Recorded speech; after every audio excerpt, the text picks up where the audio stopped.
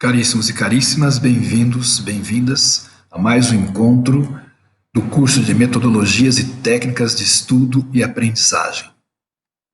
Neste vídeo, o nosso tema serão as ferramentas e recursos para o estudo pessoal. Todos nós sabemos que as técnicas de estudo, elas requerem muitas vezes um preparo específico, recursos também específicos. Mas nós podemos nos questionar se é possível nós construirmos todo um processo de aprendizagem com qualidade sem precisar do amparo, digamos assim, da utilização de tecnologias avançadas.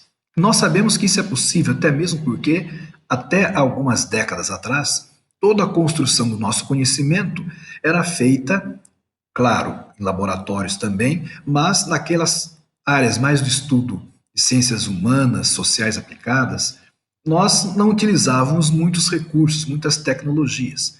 O que nós fazíamos, de fato, era ir aos livros, ir às bibliotecas e ali sim estudar com os parcos recursos que dispunhamos, mas estudar de uma forma aprofundada. Quais eram os recursos básicos que nós possuímos e que hoje também podem nos auxiliar nas nossas técnicas, práticas de estudo?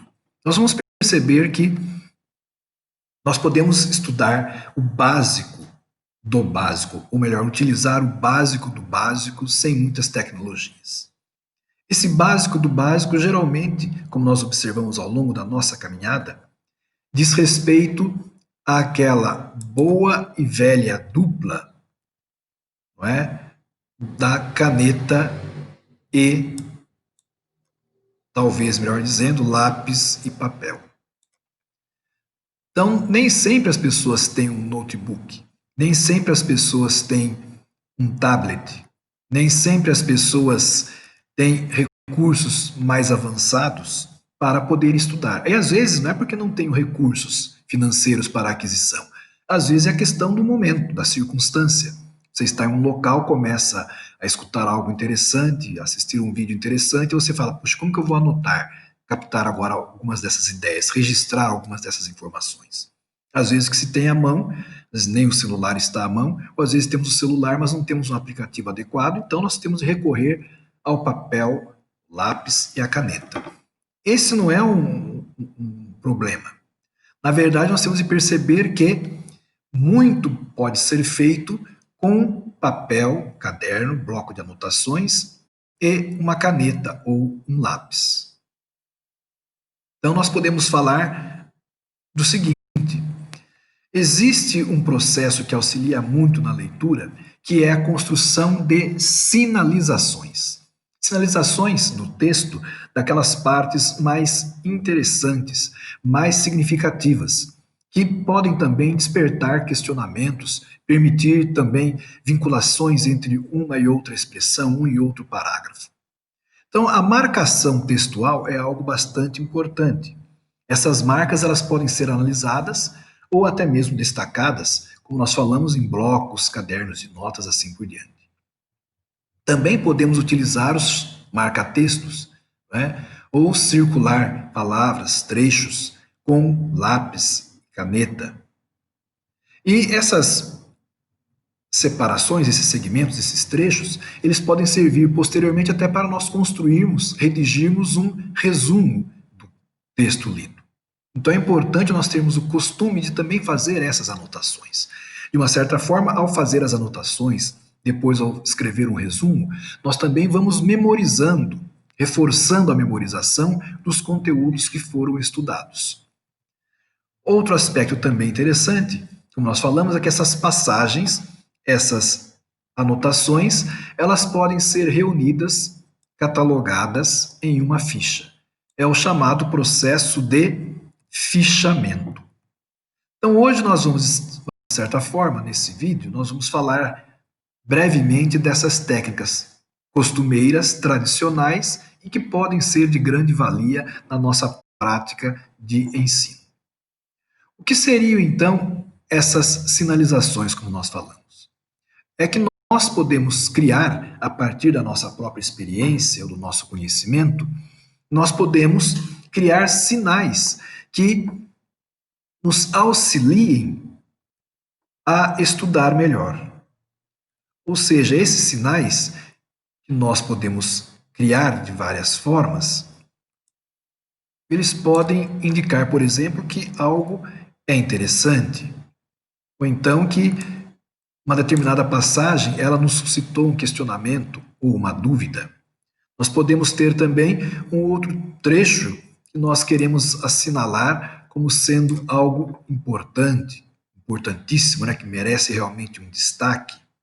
Nós podemos ainda fazer enumerações ou usar ainda outros recursos, outros sinais que permitam estabelecer correlações.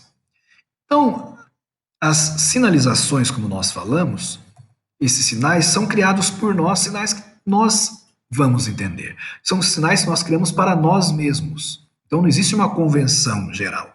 Eu criei esses que mostrei agora porque acredito que para mim são os que funcionam melhor. Eu posso, às vezes, quando acho que algo é muito, muito, muito interessante, eu coloco 2 asteriscos disso aqui, né? Quando o trecho é importantíssimo, eu coloco 2, 3 sinais de exclamação. Quer dizer, é uma forma de reforçar aquele sinal, não é? Para indicar para mim que ele tem uma relevância ainda maior. Mas aí vem um problema. Nós criamos esses sinais, cada um cria o seu sinal, mas e aí faz o que com esse sinal? A gente vai colocar sim no caderno, quando a gente faz anotação em uma palestra, numa aula, em algum evento, em algum curso. Mas nós também podemos nos perguntar o seguinte: e no livro?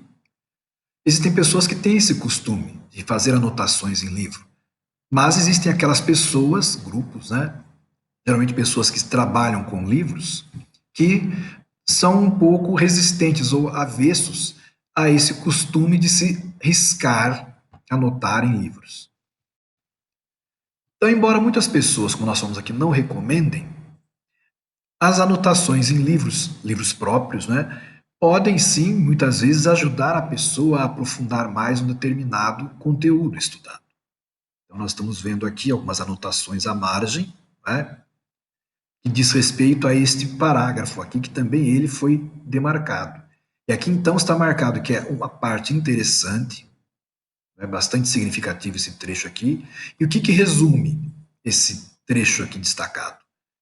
Né? É a relação entre o organismo e o objeto. Tá certo? Que está sendo colocado aqui, tá vendo? Relações, organismo e objeto. Então, aqui do lado fica também como se fosse uma espécie de síntese da ideia que está sendo explorada ou transmitida nessa parte do conteúdo. A gente pode, como eu falei, criar aqueles sinais, né, como nós vimos anteriormente, criar esses vários sinais e utilizar esses sinais, às vezes, em partes do livro, de forma que nós possamos ter uma compreensão imediata da sua importância com o bater dos olhos. O que, com uma leitura mais rápida, uma leitura dinâmica, isso é mais potencializado ainda. Então, esses sinais aqui, por exemplo, eles podem aparecer da seguinte forma, tá vendo? O asterisco indicando que esse trecho aqui, do lado das chaves, é um trecho interessante. É feita aqui uma enumeração e um destaque, tá vendo? 2 problemas. Então aqui está a enumeração. Primeiro problema, enumeração. Segundo problema. E aqui, como nós falamos do primeiro problema, nós fazemos uma correlação deste trecho com esse aqui, onde está sendo aprofundado, que é esse primeiro problema. Então vejam, nesta página, nós colocamos aqui 4 daqueles sinais, daqueles sinalizadores. E quando nós damos uma vista de olhos geral, a gente já entende que existem partes, né, partes aqui e ali, que são interessantes e que podem sintetizar para nós de uma forma mais rápida, né, visualmente mais rápida, pode sintetizar os pontos que são mais interessantes para a nossa análise, a nossa reflexão, o nosso processo de estudo. Como eu afirmei, nem todo mundo segue esse método. Existem pessoas que consideram uma abominação rasurar, riscar livros, né? Mas existem aqueles que também são adeptos dessa prática. Eu me incluo entre eles quando tenho os livros físicos, porque ultimamente eu tenho migrado muito para os livros digitais. Mas sempre quando a gente está lendo um livro físico, eu tenho esse costume, e é algo que me ajuda bastante. E como eu tenho uma memória mais ou menos espacial, digamos assim, né? Literária e espacial.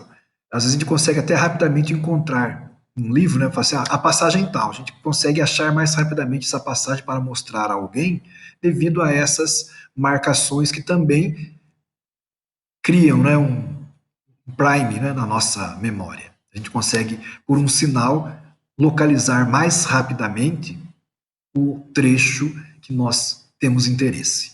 Então, são técnicas que a gente vai utilizando que, de fato, auxiliam e muito no nosso estudo. Mas, além disso, nós falamos da questão das fichas, os fichamentos.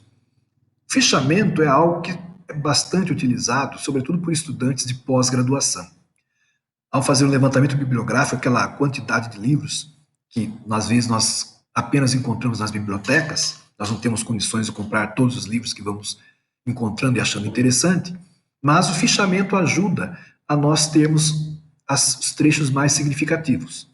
Claro, vou mais adiante falar também de alguns aplicativos. Nós podemos escanear ou fotografar trechos que a gente acha interessantes.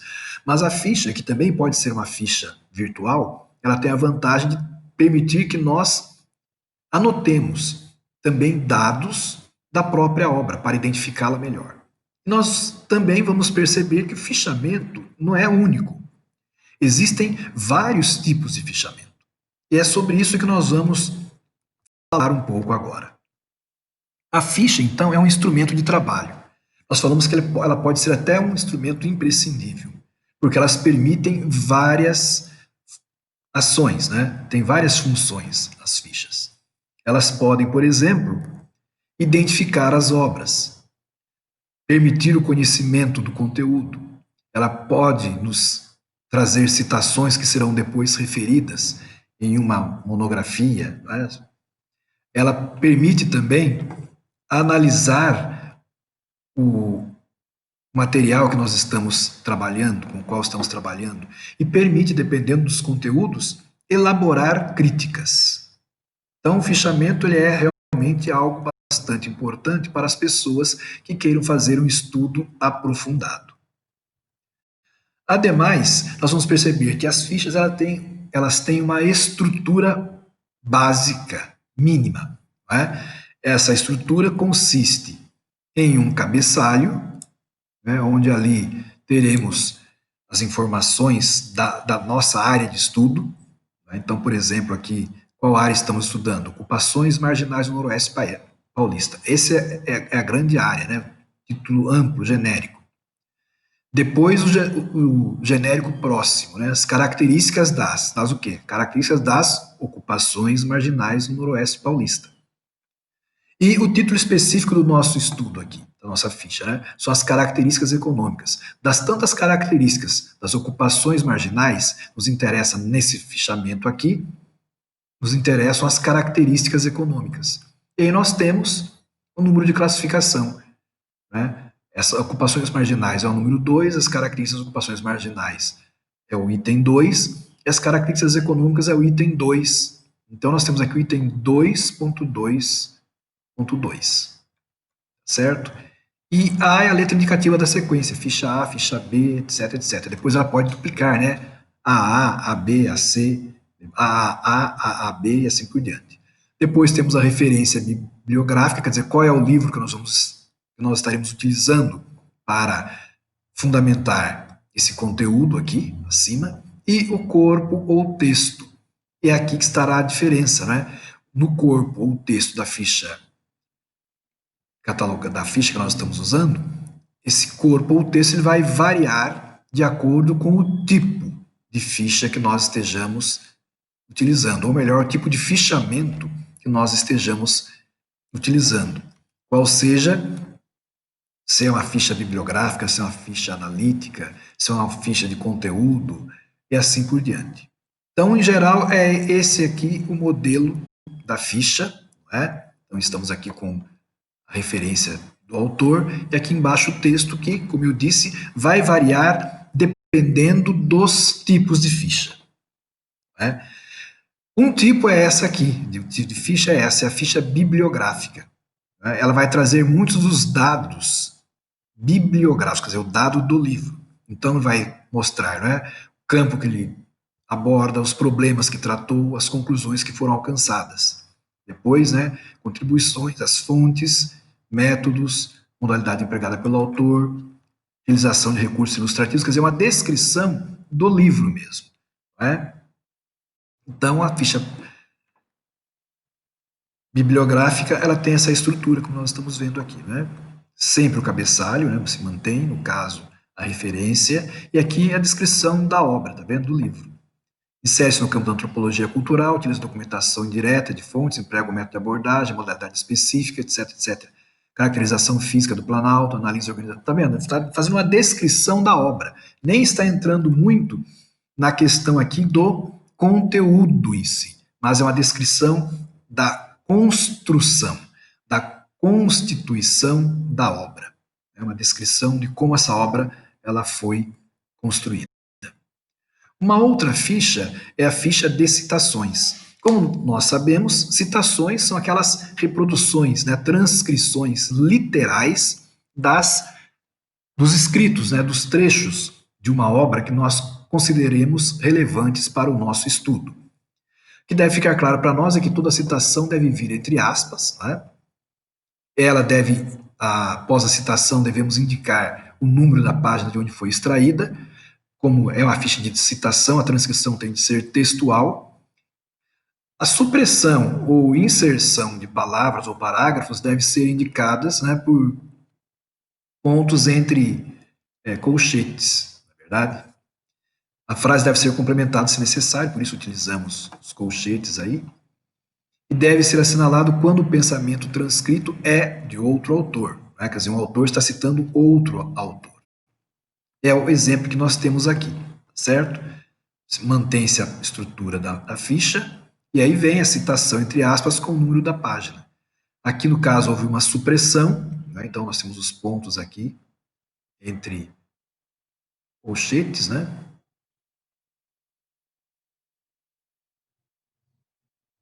Aqui, de novo, né, uma supressão. E aqui nós estamos percebendo que há uma citação de um outro autor. Então, a citação do outro autor, ela tem de ser também colocada em sua extensão. Certo? Então, é essa a forma como nós organizamos a ficha de citações. A outra ficha é a ficha de conteúdo ou de resumo. Como nós já falamos anteriormente, no caso aqui do resumo, é a síntese, mas das ideias do autor. Não são as sínteses que nós realizamos. Quando é de nossa parte, né, é a síntese. Mas o resumo é a síntese das ideias do autor, né, com os aspectos essenciais da obra também ali resumidos. Então não é um sumário, não é a transcrição, não é longa, e também nem precisa obedecer à estrutura do trabalho. O que ela vai fazer é colocar as ideias do autor de forma que aquele que leia entenda de que trata a obra a partir do próprio autor.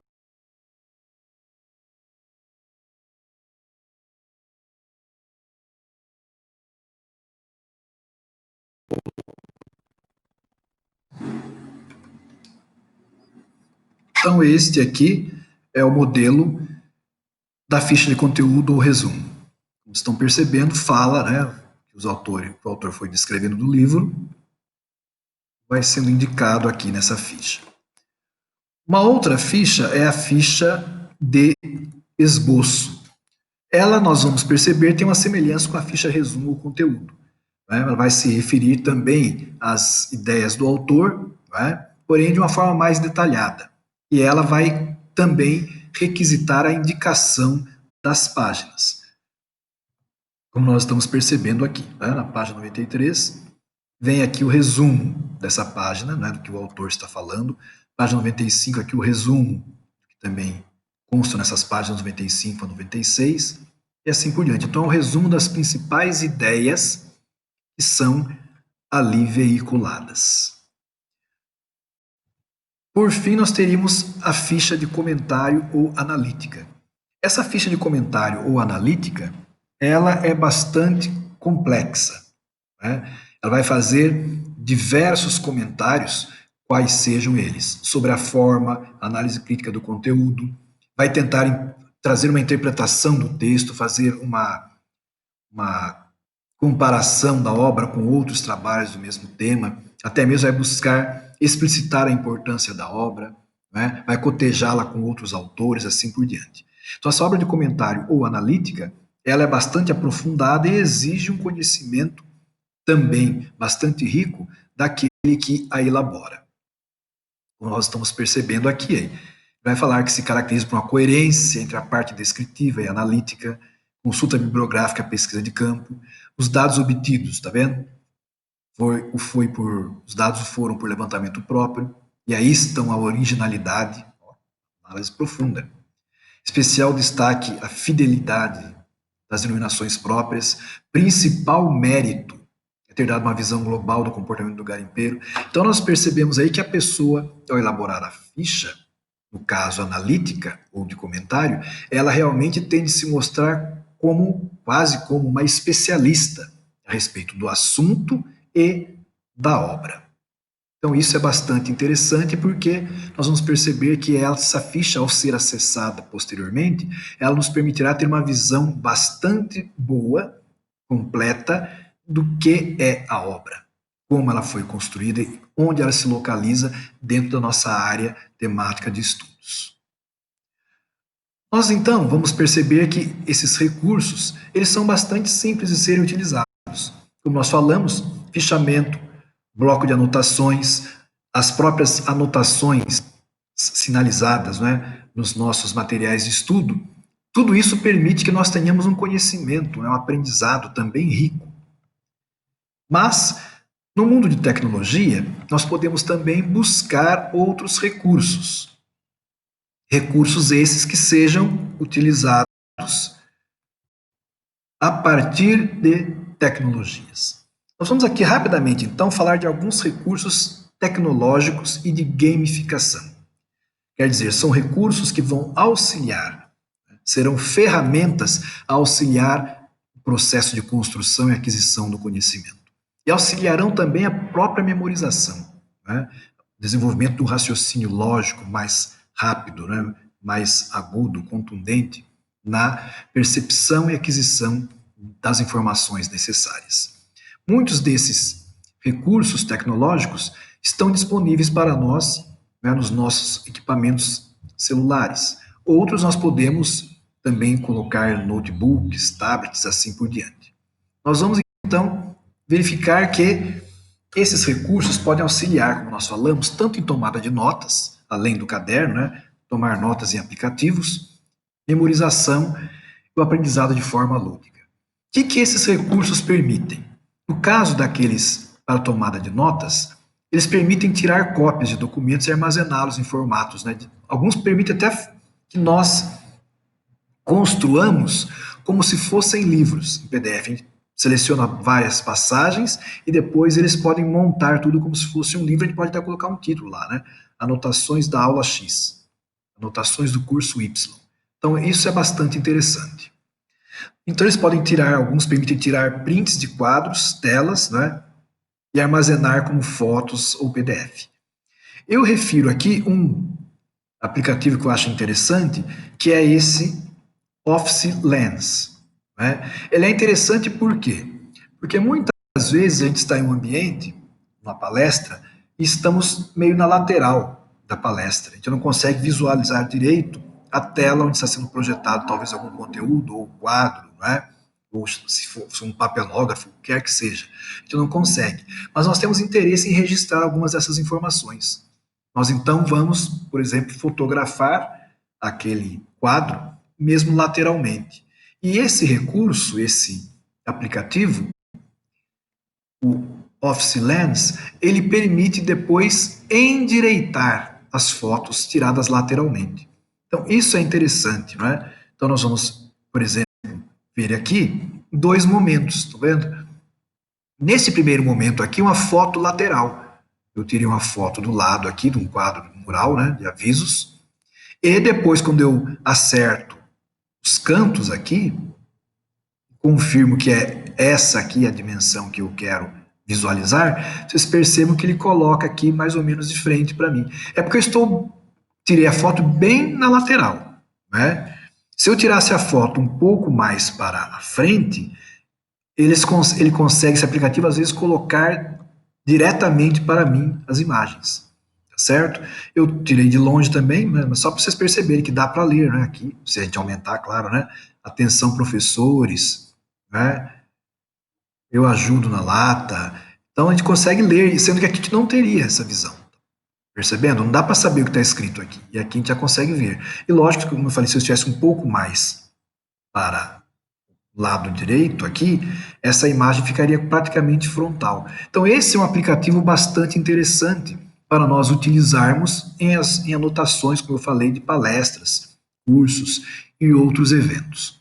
E é algo que a gente pode baixar gratuitamente no nosso celular, né, a partir do Google Play. Né? Então, não vai gastar nada com isso e pode ter um recurso bastante interessante sempre conosco. Uma outra coisa também que é bacana, que é interessante que a gente tenha sempre para facilitar os nossos estudos, são os chamados anotadores ou organizers. Né? Esses organizadores ou anotadores, eles permitem a tomada de notas e a organização de conteúdos, tá certo? Pode fazer fichas, pode anotar horários, anotar reuniões e assim por diante. O que é interessante é que também eles, né, têm a sua versão gratuita. Eu cito aqui 4 deles, né, Slack, Asana, Wrike, Trello, que são bastante utilizados, inclusive, no mundo organizacional. Vocês estão vendo aqui do lado, ele apresenta uma espécie de fichinha, né? Várias fichinhas que a pessoa vai aqui anotando. E quando você clica nessa fichinha, igual essa de cima, está percebendo, ela se abre. A gente pode colocar aqui uma foto, né? Flashcard, nós podemos colocar anotações, podemos ter conversas com outras pessoas, como aqui no caso, né? Essa fichinha tem uma conversa, e a gente pode ir adicionando cartões em sessões, né? No caso aqui, ele cria uma sessão para fazer, e eu vou aqui preenchendo essa estante, digamos assim, com essas gavetas, e essas gavetas são os cartões com as anotações possíveis. Além disso, algo que também pode ser bastante utilizado para a aprendizagem é o chamado game ou gamificação. Game ou gamificação é uma das tantas metodologias ativas. Elas são metodologias que vão permitir que nós aprendamos a partir lúdico, né? Uso de games para apoiar o processo todo do nosso aprendizado. E ela tem algo de interessante, por quê? Porque permite que a gente aprenda se divertindo. Né? Não tem que ser uma coisa maçante, mas a gente aprende se divertindo. E essas aprendizagens, a partir dos games, podem ser de múltiplas áreas. Né? Pode ser uma simulação de ambientes de funcionamento de objetos ou órgãos, né? Simuladores dos órgãos nós temos também. Serve para exercitar o raciocínio lógico, a concentração, a memória, exercitar criatividade, coordenação motora, princípios científicos, física, química, por exemplo, tabela periódica, princípios da geometria, né? Isso que eu falo, princípios da geometria, no caso a geométrica euclidiana, né? Física, química, geométrica euclidiana, conhecimentos das teorias pitagóricas, serve para exercitar memória, praticar idiomas. Então, são uma infinidade. Eu vou indicar também, então, rapidamente alguns deles, e esses que eu vou indicar, alguns vou fazer um destaque um pouco a mais, né, porque são realmente interessantes, mas a indicação tem por objetivo simplesmente isso, nos ajudar a escolher recursos que possam auxiliar o nosso aprendizado de uma forma mais divertida. O que eu destaco aqui é que todos esses aplicativos, eles estão disponíveis no Google Play, certo? E também todos eles têm versões free. Eu geralmente uso essas versões free para testar, às vezes eu gosto, né? Deixo alguns instalados instalo e desinstalo de tempos em tempos, mas são interessantes para que nós também possamos fazer esse exercício, né, constante de treinar a memória, a memorização, a atenção, concentração e assim por diante. Outro aspecto é isso aqui, né? A indicação que eu estou propondo, ela está sendo feita após, como eu disse, o aplicativo ter sido testado e aprovado, né? Claro, quem testou fui eu. Então, a aprovação que eu estou dizendo aqui é uma aprovação subjetiva. Na verdade, muitos desses recursos eu utilizei quando estava fazendo um estudo a respeito dos jogos na educação, né?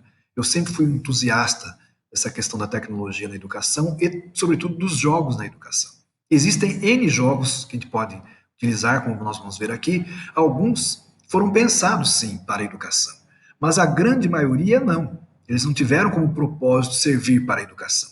Nós é que fazemos essa leitura e nos apropriamos das qualidades que esses jogos, porventura, tenham e que possam favorecer o processo educativo.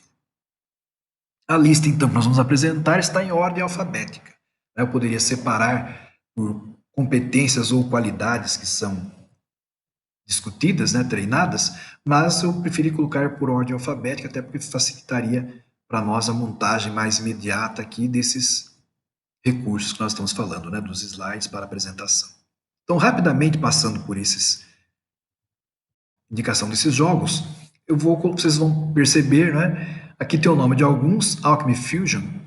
Ele serve para o raciocínio lógico, criatividade. Ele discute muito a criação das coisas, dos objetos, né? A partir dos 4 elementos: ar, terra, né? Água e fogo. Então, como que você pode juntar esses objetos para criar o ferro, né? Para criar nuvem, chuva? Então, a pessoa vai, como se fosse um alquimista, ele vai reunindo esses materiais. Depois do ferro, o que ele pode criar com ferro, né? Ferro e a terra geram o quê? É assim por diante. Então, é bastante interessante esse jogo. Átomas aqui é um elemento de simulação de química. Então a gente vai olhando, né, vai juntando lá os elementos químicos, formando moléculas. Ele também é bastante interessante. Autodesk Sketchbook para criatividade, mexer com cores, né, também é bastante relaxante. O Bio Incorporation da Biomedical Game é uma simulação biológica de doenças, né, pragas. E é interessante isso aqui porque, na verdade, nós temos que contaminar um organismo, uma pessoa, e tentar fazer de tudo para que a pessoa não seja salva. Quanto mais os médicos, né, os cientistas atuem para debelar a praga, né, a doença e curar a pessoa, mais a gente tem que procurar formas de reduzir essa pessoa aí até morrer algumas vezes, né? Você vai atuar no sistema respiratório, a pessoa começa a ter problemas de respiração, sistema circulatório, então a gente conhece os circuitos todos e quais são as consequências disso para uma vida saudável. Interessante. Depois o Brain Test são jogos mentais bastante divertidos. Clockwork Brain Training. Pessoalmente, eu até registro aqui, eu considero que é um dos melhores para treinos mentais. Vocês podem ver aqui ao lado, ó, dependendo do que a gente vai jogando, ele vai anotando o score, né? A atenção nossa, o nível que ela desenvolveu, né? Questão de destreza, linguagem, memorização, né? Raciocínio. Então ele vai colocando um gráfico aqui para nós, olha, do que nós queremos. Eu quero ver a atenção, como que a minha atenção evoluiu. Ele vai mostrar, então, houve uma evolução, né, ao longo dos dias, quarta, quinta, sexta, né, sábado e domingo eu parei um pouquinho, domingo eu parei, diminuiu, retomei. Então, porque eu selecionei a atenção. Posso selecionar o outro, né, por aqui, eu seleciono, por exemplo, linguagem, memória, e assim a gente vai treinando. É realmente muito interessante, vale a pena usar como recurso aí de treinamento. Depois, Drawtopia, né, também para raciocínio lógico, criatividade. Dream Machine é interessante porque ele também conta uma historinha, né? Tem excelentes cenários. A gente vai treinando a inteligência espacial, a acuidade visual, porque tem muita ilusão de ótica. Isso é interessante, né? Para nós podermos desenvolver o raciocínio lógico e a coordenação motora, temos de superar as ilusões de ótica. Euclidea, né? Esse aqui, para quem gosta de geometria, é espetacular. Vocês estão vendo aqui do lado. Ele demonstra muitas atividades de trigonometria, de geometria. A gente vai fazendo umas fórmulas, ou melhor, formas, né, geométricas. Isso aqui é bastante interessante. Depois, Flow Walter também tem uma ambientação fundo sonoro muito agradável, também bastante relaxante, serve para o raciocínio lógico. Né? Outro aqui também que é bacana, Hanoi 3D, a gente nem precisa falar, né? A famosa Torre de Hanoi, é um clássico, né? Para treinar a inteligência é algo muito interessante. Hidden Artifacts e todos esses outros que eu citei aqui tem puzzles interessantes, né? Que a gente pode treinar também, como eu falei, o raciocínio lógico, a atenção, a concentração. Infinite Loop. Esse Interlocked é um jogo assim realmente muito instigante e desafiador.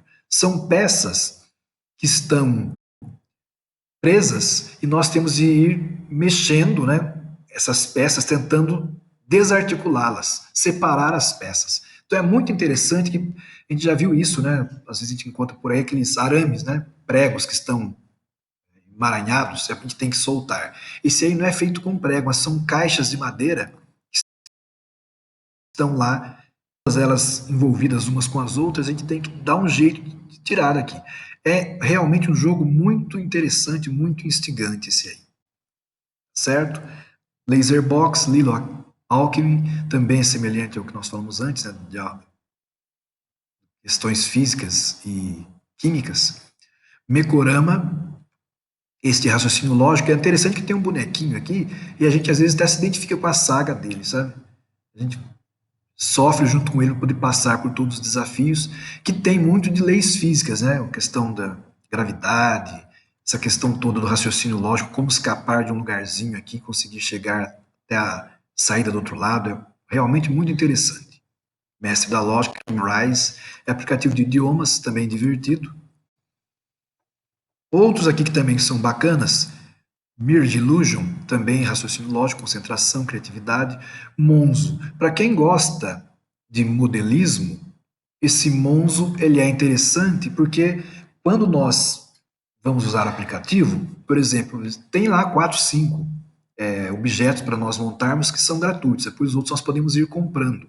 Né? A gente monta o primeiro é um carrinho, depois tem lá uns 4 invenções de Leonardo da Vinci, que a gente monta. Mas é interessante que a gente pega assim da prateleira, né? Como se fosse uma loja virtual, a gente pega na prateleira e vem a caixa do brinquedo embalada em plástico, até no plástico, tem que rasgar o plástico, tirar o plástico do lado, abrir a tampa e aí tirar as peças do lado, assim, ler as instruções e ir montando. Então é algo bastante interessante e divertido, né?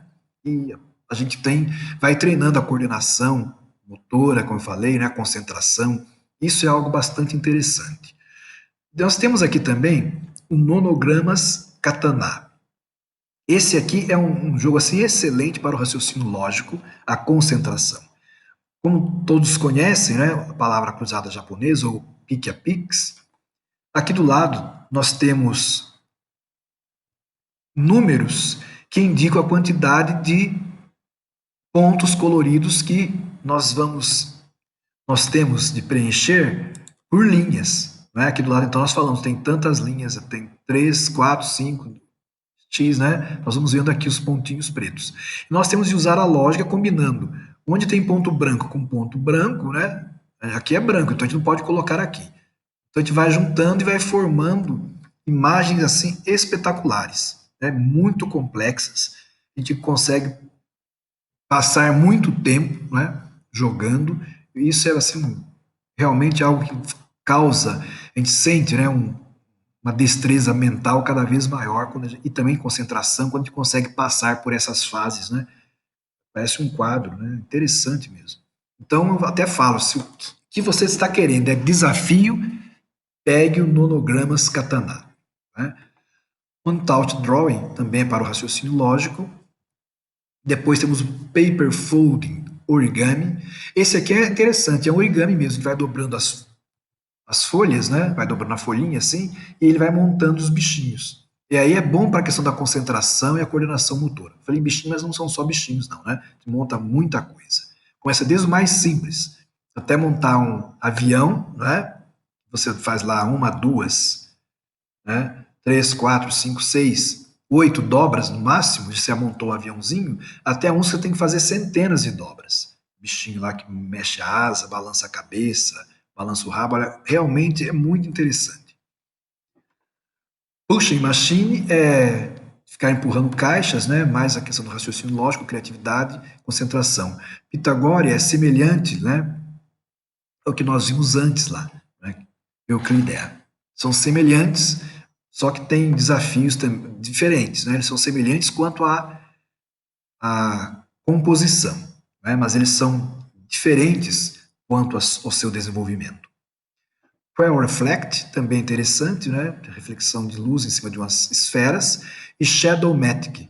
Esse aqui, ele é maravilhoso, né? É uma obra que desafia realmente a nossa concentração, a nossa criatividade, e consiste em um jogo de luz e sombras. São peças desconexas, digamos assim, né? Não tem nada a ver. E nós temos de ir girando peças, às vezes são duas peças independentes, nós temos de ir girando essas peças independentemente ou girando essas peças conjuntamente, olhando a sombra lá na parede. E de repente esses objetos aqui que são disformes, eles conseguem montar na sombra, né, na projeção, na superfície lá do fundo, montar um objeto, né? E nós temos dicas, aí que está a questão da observação. As dicas são dadas pelo ambiente, para a gente saber qual seria o tipo de objeto que nós temos de montar.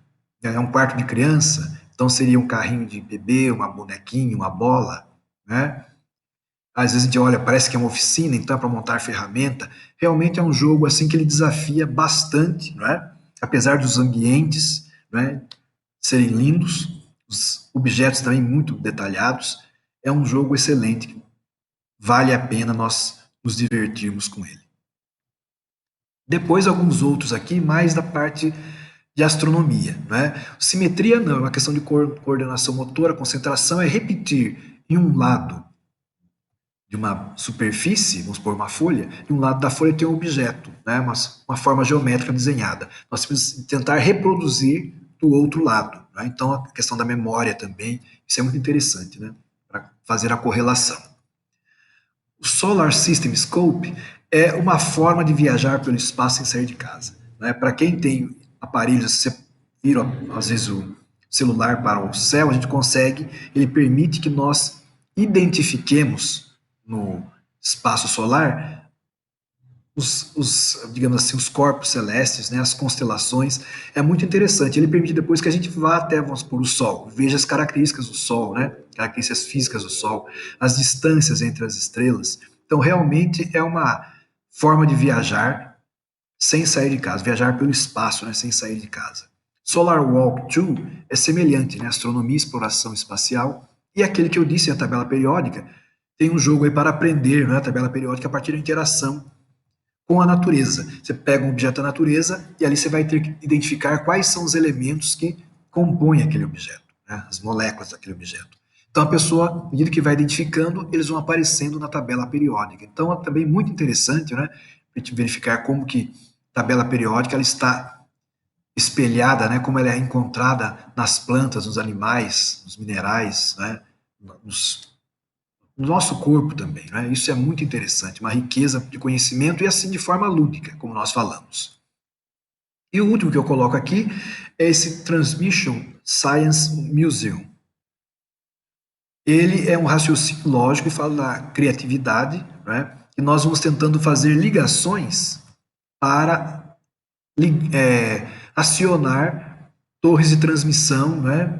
Elas só vão fazer transmissão se chegar até ela um cabo que esteja funcionando, mas nós temos que conectar vários cabos. Então isso ajuda muito no raciocínio lógico, na criatividade, né? São recursos bastante interessantes que a gente pode estar utilizando para o crescimento da nossa educação. Então esses são recursos que se nós utilizarmos um pouco deles por dia, a gente não vai apenas se distrair, mas nós vamos desenvolver várias das nossas habilidades e competências. A questão da inteligência, através do raciocínio lógico, matemático, a memorização, né? A nossa atenção, a nossa capacidade de concentração, isso vai aumentando gradualmente. Podemos também adquirir conhecimentos, né? Física, química, biologia, de idiomas, né? Eu não coloquei aqui, mas tem o Duolingo também, que é interessantíssimo, né? Nós podemos utilizar para aprender os mais variados idiomas. Então, são realmente recursos, aplicativos que podem nos auxiliar a desenvolver e muito o nosso conhecimento. Porém, nós temos de nos questionar também, refletir um pouco sobre tudo isso. São esses questionamentos que eu coloco agora. Como as anotações podem auxiliar na memorização e na aprendizagem? Nós já falamos disso, mas é interessante nós retomarmos, né? Realmente as anotações ajudam? Sim, porque algumas pessoas têm até mesmo aquela inteligência, né? Mais sinestésica, motora, visual, né? Ela vai lá, ela vê, quando ela reproduz, ela retém mais ainda, né? Está ajudando a memorização. Depois, deve-se fazer anotações em livros próprios? Por quê? Aí uma pergunta, né? Assim, vamos dizer, cada um responde para si mesmo, né? Alguns falam assim que não, o livro tem que ser preservado. Algumas pessoas preservam tanto os livros que os deixam na biblioteca e nunca pegam, né? Se eu pegar vai sujar, né? Vai manchar. Eles compram um livro só para encher a biblioteca. Você chega lá naquela casa, tem enciclopédias, né? Livros e mais livros. Você pergunta para eles, nossa, que bacana. Você gostou? De qual deles você mais gostou? Olha, na verdade, eu não li nenhum ainda. Herança está aqui, vou mexer para não estragar. Não, e tem aquelas pessoas que realmente o livro está amarelado, né? Tem até páginas soltando, que a pessoa pega, lê, relê, rabisca, coloca, prega-se nos cantinhos, né? Uns post-its com anotação e dobra, né? Eu acho interessante, a gente pega alguns autores, eles estão assim, a segunda edição do livro do autor tal. A gente vai olhar a segunda edição, tá cheio de anotação ali, de rabisco, risco, né? Que ele fala que é para trocar, substituir. Você já estava vendo um livro que falava isso, né? Baseado na segunda edição revista pelo autor. E eles mostram lá, tem lá, né? Os facsímiles, né? Sei lá, as cópias dessas partes corrigidas pelo autor. E é isso, né? Uma folha pregada assim, do lado, cheia de anotação que ele escreveu, depois ele dobrou, aí estava colada naquela página, um risco assim por cima, falando que aquela parte tinha que ser retirada. Interessante, né? A pessoa faz realmente uma obra, reconstrói realmente o conhecimento com todos esses trabalhos em cima da obra, que é quase uma obra de arte. E por fim, com relação à gamificação. O que é e como a gamificação participa do processo de aprendizagem? Esqueci o ponto de interrogação ali, mas é essa a questão. Então, são essas três questões que eu quero colocar para você, de modo que você reflita sobre esses conteúdos que estão fazendo uma espécie de fechamento das discussões nossas a respeito das metodologias e técnicas de estudo e aprendizagem. Eu espero que nós tenhamos conseguido desenvolver uma, uma cadeia lógica para mostrar que nós temos teorias da aprendizagem. Essas teorias elas vão permear o nosso processo de aprendizagem, de fato, as nossas metodologias, né? E elas estarão por baixo de muitos dos recursos que nós utilizamos. Então, nós vamos perceber também o valor que existe, né? Conhecer como a nossa inteligência funciona e conhecer como também funciona a nossa memória. Porque o nosso conhecimento depende da nossa memorização. Não basta ler, não basta ser inteligente e ter grandes insights, se isso não fica armazenado. E se isso ficar armazenado, nós temos de saber como evocar esses conceitos. E isto é exercício. Se nós conseguirmos nos exercitar, seja com técnicas de memorização, aprendendo mais rapidamente com técnicas de leitura dinâmica, através de jogos e anotações, nós vamos ter uma mente sempre apta, sempre pronta para responder quando for solicitado. Eu espero que esses nossos encontros tenham servido para, pelo menos, despertar a curiosidade, né, em irmos atrás dessas técnicas, dessas metodologias, dessas ferramentas que nos permitirão aprofundar, talvez, como mostramos agora, de forma lúdica, aprofundar o nosso conhecimento. Espero que vocês tenham ficado satisfeitos, tenham nos acompanhado até esse momento. Esse foi o nosso módulo, quarto módulo de encerramento do curso de Metodologias e Técnicas de Estudo e Aprendizagem. Obrigado por sua companhia.